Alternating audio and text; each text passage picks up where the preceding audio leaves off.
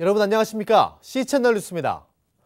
시리아에서 내전이 발발한 지 2년이 됐지만 상황은 갈수록 악화되고 있습니다. 특히 내전 과정에서 어린이와 여성 등 민간인 피해가 늘고 있어 대책 마련이 절실해 보입니다. 서정민 기자의 보도입니다. 2011년 3월 15일에 시작된 시리아 내전 사태. 시리아 남부 작은 마을에서 발생한 민주화 시위가 2년이 지난 지금 정부군과 반군의 전쟁으로 확대됐습니다. 유엔 난민기구에 따르면 시리아 내전을 겪은 지난 2년 동안 7만 명이 사망했고 주변국으로 흩어진 난민 수만 수백만 명에 달합니다. 지금도 요르단, 레바논 등 인접 국가로 이동하는 난민 행렬은 계속되고 있는 것으로 알려졌습니다. 그럼에도 불구하고 시리아 정부군과 반군은 서로를 향한 대규모 무차별 공격을 감행하고 있으며 그 피해는 민간인과 여성, 아동들에게 고스란히 돌아가고 있습니다. 국제구호개발 NGO 세이브 더 칠드런이 발표한 시리아 아동인권 현황 보고서에 따르면 어린이 3명 중 1명꼴로 폭행이나 총격을 당한 것으로 나타났습니다. 또 남자아이들의 경우 정보원이나 짐꾼으로 전쟁에 동원되는 사례가 빈번했으며 여자 어린이의 경우 성폭력 피해에 노출되는 경우가 많았다고 밝혔습니다. 딸아이가 19개월 된 딸아이가 태어나서 난생 처음 한 말이 폭발이라는 말을 맨 처음 했다고 하거든요. 그래서 아이라면 뭐 엄마나 아빠나 이런 말을 맨 처음 하기 마련인데 그 전쟁을 겪으면서 폭발이라는 말을 가장 먼저 했다는 게 가장 기억에 남습니다. 아동들이 겪는 문제 중 또 하나는 교육시설 부재입니다. 정부군과 반군의 공습으로 학교와 같은 교육시설이 폭격당하는 일이 빈번하게 발생하고 있습니다. 내전 이전에는 시리아 아동들의 초등학교 취학률이 90% 이상이었으나 내전을 겪는 2년 동안 학교 2,000여 곳이 파괴돼 10%까지 떨어진 것으로 보고됐습니다. 세이브 더 칠드런 등 국내외 구호단체들은 레바논과 같은 인접국가로 긴급 구호팀을 파견했지만 현지 상황이 열악해 구호 작업에 어려움이 많다고 전했습니다. 유엔 산하 세계 식량 계획도 난민 구호 기금이 부족해 난민들에게 제때 필요한 도움을 주지 못하고 있다고 전했습니다. 구호 단체들은 민간인들의 피해를 막기 위해선 하루라도 빨리 내전을 끝내야 한다며 유엔 안전보장이사회 등 국제사회에 강력한 제재 조치를 촉구했습니다.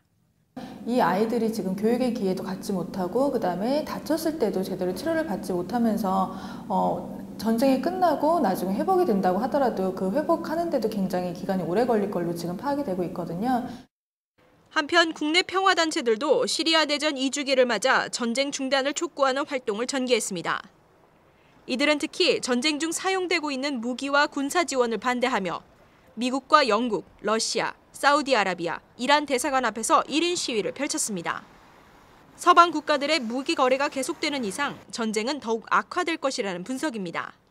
시리아 내전에 너무 많은 무기들이 그러니까 판매되고 있고 또는 지원되고 있고 그러므로 인해서 그 문제를 평화적으로 또는 정치적으로 외교적으로 해결할 수 있는 길을 계속 막고 있습니다.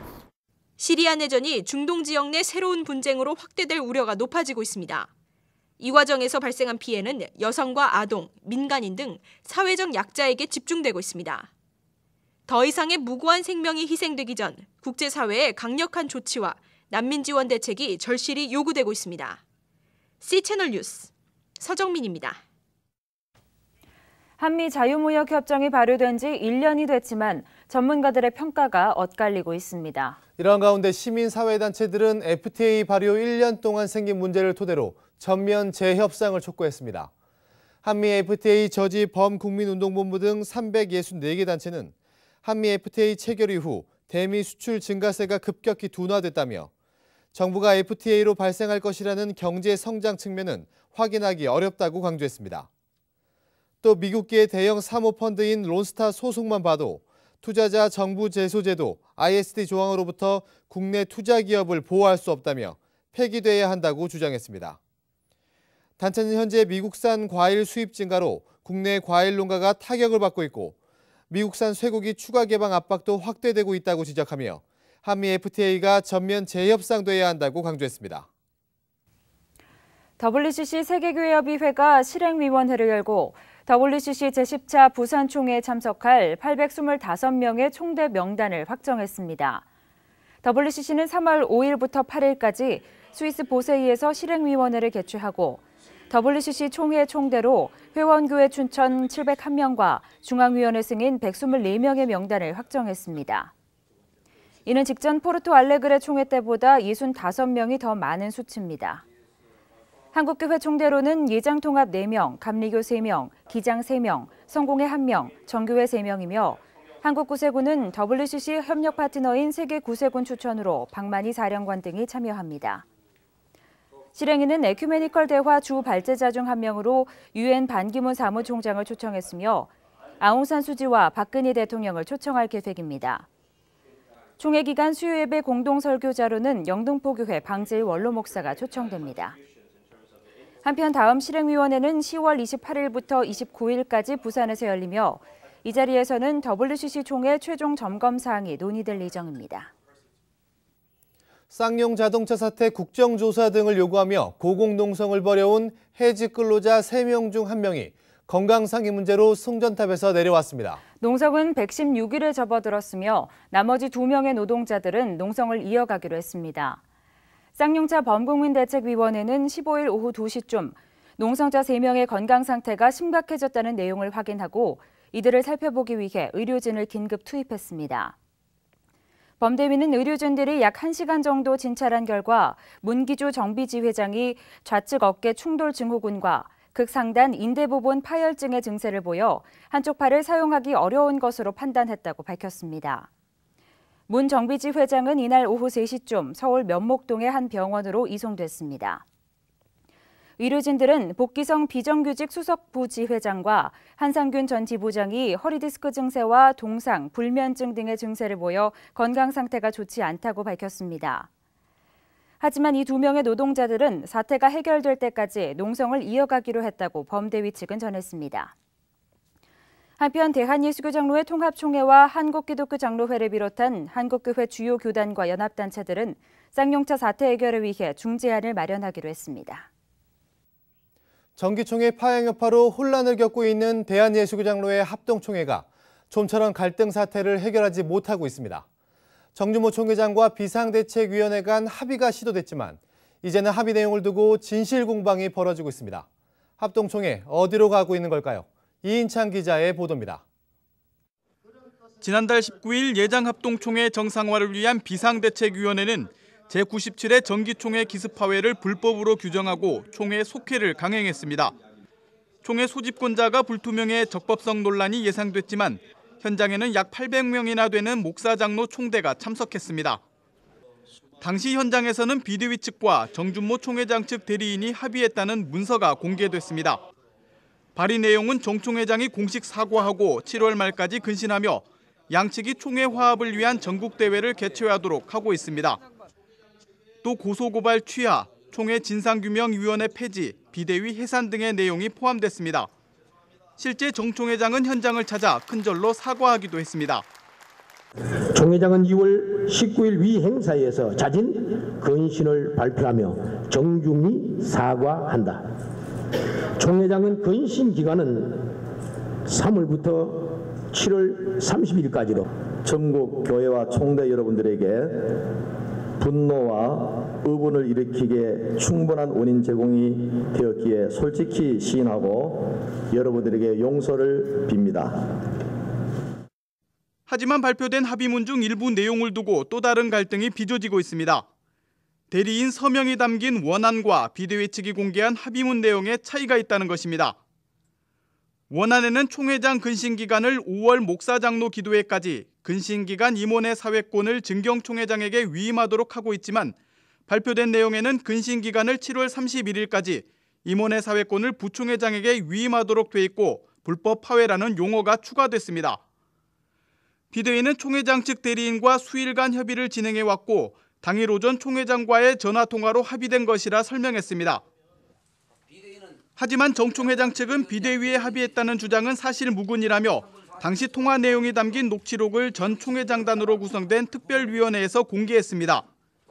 녹취록에는 근신기간이나 사회권 위임에 대한 명시적 내용이 담겨있지는 않았습니다. 총회장 측은 속회 총회에 대한 무효 확인 소송과 효력정지 가처분, 문서 변조 등에 의한 명예훼손 소송 등을 진행하고 있는 것으로 전해졌습니다. 비대위에서 7월 31일까지로 연장하고 사회권을 정경 총회장이 아니라 부총회장으로 넘기자고 하는데 어떻게 할까요? 그러니까 총회장님이 그건 안 된다 그러셨어요. 그 얘기입니다. 이게 들었습니까? 그 말은 예, 제가 들었고 이제 안 된다고 했고요. 정 총회장과 직접 통화했던 비대위 측 사일환 목사는 C채널과의 통화에서 정 총회장이 대리인 목사로부터 내용을 들었다고 답변하고 이의를 제기하지 않아 변경된 합의안을 수용한 것으로 이해했다고 설명했습니다.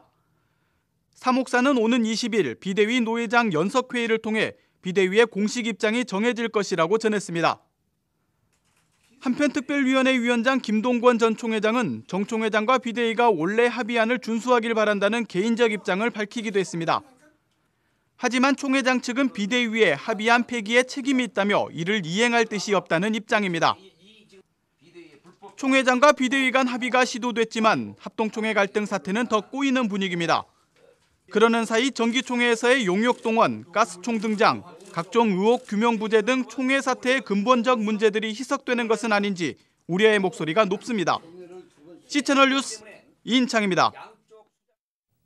오는 2015년 제19차 아시아태평양 YMCA 연맹 총회와 청년총회의 개최지로 대전이 확정됐습니다. 연맹 총회는 4년마다 개최되며 우리나라에서는 처음으로 열립니다. 한국 YMCA 전국연맹 대표단은 지난 5일부터 9일까지 홍콩에서 열린 아시아태평양 YMCA 연맹 실행위원회에 참석해 총회 유치 활동을 벌였으며 그 결과 실행위원들의 만장일치로 개최지 유치를 확정지었습니다. 19차 연맹총회에는 일본과 중국, 호주 등 아시아태평양 27개 회원국에서 약 700여 명이 참여할 예정입니다. 본총회에서는 지난 4년간의 YMCA 운동에 대한 평가가 이루어지며 지속가능한 공동체, 아시아 시민운동 등에 대한 향후 사업 방향이 논의됩니다. 2014년 100주년을 맞는 한국 YMCA 전국연맹은 이번 총회 유치가 한국 YMCA 발전에 크게 기여할 것으로 기대하고 있습니다. 교회 세습 반대운동연대가 교회 세습 실태조사를 위해 관련 제보를 받기로 했습니다.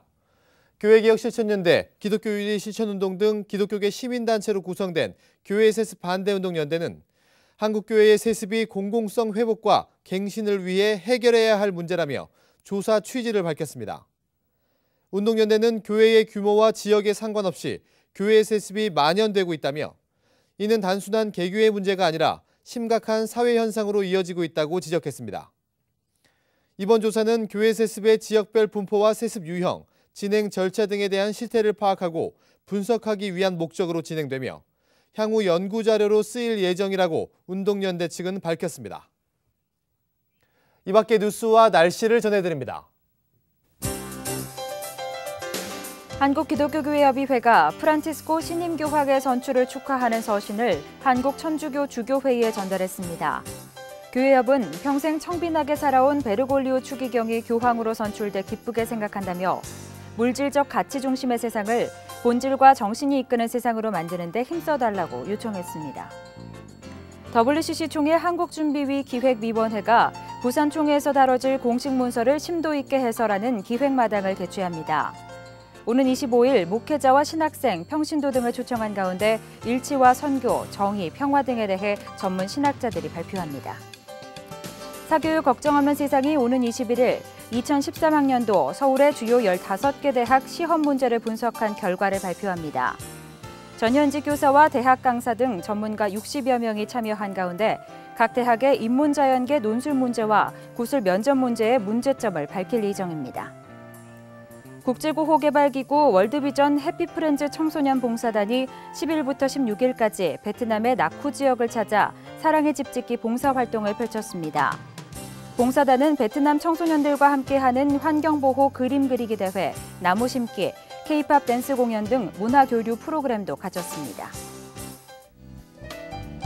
날씨입니다. 이번 주말은 기온이 평년보다 높아 포근하겠지만 여전히 낮과 밤의 기온차는 크겠습니다. 환절기 감기에 각별히 주의하시기 바랍니다. 주일 오후부터는 전국에 비 소식이 있습니다. 외출하실 때 우산 챙기시기 바랍니다. 한편 강원도 영동 지방에는 바람이 강하게 불겠고 대기도 건조하겠으니 화재 예방에도 주의하셔야겠습니다. 아침 기온은 대전 영하 2도, 부산 6도를 기록하겠습니다. 낮 최고 기온은 서울 13도, 대구 18도, 제주 15도까지 오르겠습니다. 바다의 물결은 전해상에서 0.5에서 2.5m를 일겠습니다. 주간 날씨입니다. 주일 오후부터 시작된 비는 다음 주 월요일 오전까지 이어지겠습니다. 다음 주 수요일 강원도 영동 지방에는 한 차례 비가 더 내리겠습니다.